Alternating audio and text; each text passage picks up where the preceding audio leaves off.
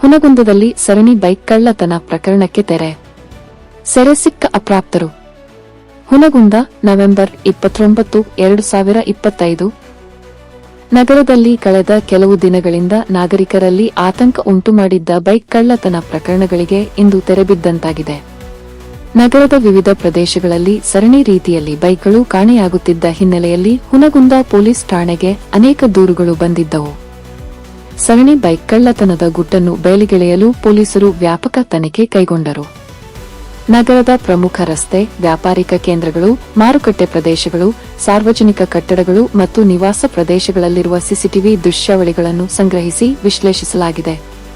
ಪ್ರಾರಂಭದಲ್ಲಿ ವೃತ್ತಿಪರ ಕಳ್ಳರ ತಂಡದ ಸಂಶಯ ವ್ಯಕ್ತವಾದರೂ ತನಿಖೆಯ ಅಂತಿಮ ಹಂತದಲ್ಲಿ ಹೊರಬಂದ ಸತ್ಯ ಎಲ್ಲರನ್ನೂ ಅಚ್ಚರಿಗೀಡು ಮಾಡಿದೆ. ಈ ಕೃತ್ಯಗಳ ಹಿಂದೆ ಯಾವುದೇ ಅಪರಾಧಿ ಗ್ಯಾಂಗ್ ಅಲ್ಲ, ಬದಲಿಗೆ ಅಪ್ರಾಪ್ತ ವಯಸ್ಸಿನ ಬಾಲಕರಿದ್ದಾರೆ. ಪೊಲೀಸರು ಆರೋಪಿಗಳನ್ನು ಬಂಧಿಸಿ ಠಾಣೆಗೆ ಕರೆತಂದಿದ್ದಾರೆ. ವಿಚಾರಣೆಯಲ್ಲಿ ಮತ್ತೊಂದು ಆಘಾತಕಾರಿ ಮಾಹಿತಿ ಬೆಳಕಿಗೆ ಬಂದಿದ್ದು, ಈ ಮಕ್ಕಳು ನಗರದ ಪ್ರತಿಷ್ಠಿತ ಸರ್ಕಾರಿ ಶಾಲೆಯ ವಿದ್ಯಾರ್ಥಿಗಳು. ಮೋಜು, ಸಾಹಸ, ಸ್ನೇಹಿತರ ಒತ್ತಡ ಮತ್ತು ಸುಲಭವಾಗಿ ಹಣ ಸಂಪಾದನೆ ಮಾಡುವ ಆಕರ್ಷಣೆಯೇ ಇವರನ್ನು ಈ ದಾರಿಯಲ್ಲಿ ನಡೆಸಿದಂತಿದೆ ಎಂದು ಪೊಲೀಸರು ವ್ಯಕ್ತಪಡಿಸಿದ್ದಾರೆ. ತನಿಖಾ ತಂಡವು ಇವರಿಂದ 2 ಮೋಟಾರ್ ಸೈಕಲ್ಗಳನ್ನು ವಶಪಡಿಸಿಕೊಂಡಿದ್ದು, ಉಳಿದ ಕಳವು ಮಾಡಿದ ವಾಹನಗಳ ಪತ್ತೆ ಕಾರ್ಯ ಮುಂದುವರೆದಿದೆ. ಪೊಲೀಸರು ಪ್ರಕರಣದ ಮೂಲಕ್ಕೆ ತಲುಪಲು ಮಕ್ಕಳ ಮನಸ್ಥಿತಿ, ಕುಟುಂಬ ಹಿನ್ನೆಲೆ ಮತ್ತು ಸಾಮಾಜಿಕ ಪ್ರಭಾವಗಳ ವಿಶ್ಲೇಷಣೆಯನ್ನು ನಡೆಸುತ್ತಿದ್ದಾರೆ. ಅಪ್ರಾಪ್ತ ಮಕ್ಕಳು ಇಂತಹ ಅಪರಾಧಕ್ಕೆ ಇಳಿಯುವುದು ಗಂಭೀರ ಎಚ್ಚರಿಕೆಯ ಸಂಕೇತ. ಇದು ಕೇವಲ ಕಾನೂನು ಉಲ್ಲಂಘನೆ ಮಾತ್ರವಲ್ಲ, ಸಮಾಜದ ಮೌಲ್ಯ ವ್ಯವಸ್ಥೆ, ಪೋಷಕರ ಜವಾಬ್ದಾರಿ ಹಾಗೂ ಶಿಕ್ಷಣದ ಗುಣಮಟ್ಟದ ಬಗ್ಗೆ ಪ್ರಶ್ನೆ ಎಬ್ಬಿಸುತ್ತದೆ.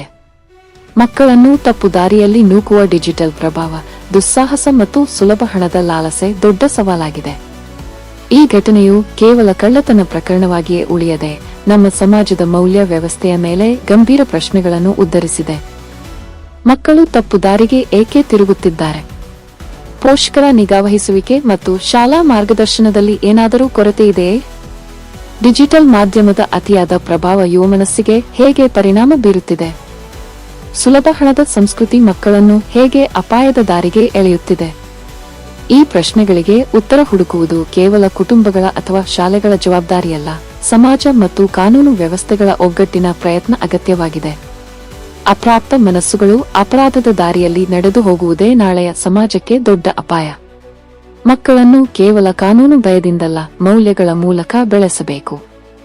ಶಿಕ್ಷಣ ಮಾತ್ರ ಸಾಲದು, ಜವಾಬ್ದಾರಿಯುತ ಪೋಷಣೆ ಅವಶ್ಯ.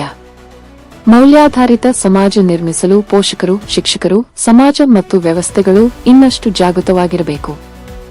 ಈ ಪ್ರಕರಣವು ಇಂದಿನ ಯುವಜನರಲ್ಲಿ ಮೌಲ್ಯ, ಶಿಕ್ಷಣ ಮತ್ತು ಮಾರ್ಗದರ್ಶನದ ಅಗತ್ಯತೆಯನ್ನು ಗಂಭೀರವಾಗಿ ತೋರಿಸಿದೆ ಎಂಬುದು ನಮ್ಮ ವಿಎನ್ ನ್ಯೂಸ್ ವಾಹಿನಿಯ ನಿಲುವಾಗಿದೆ.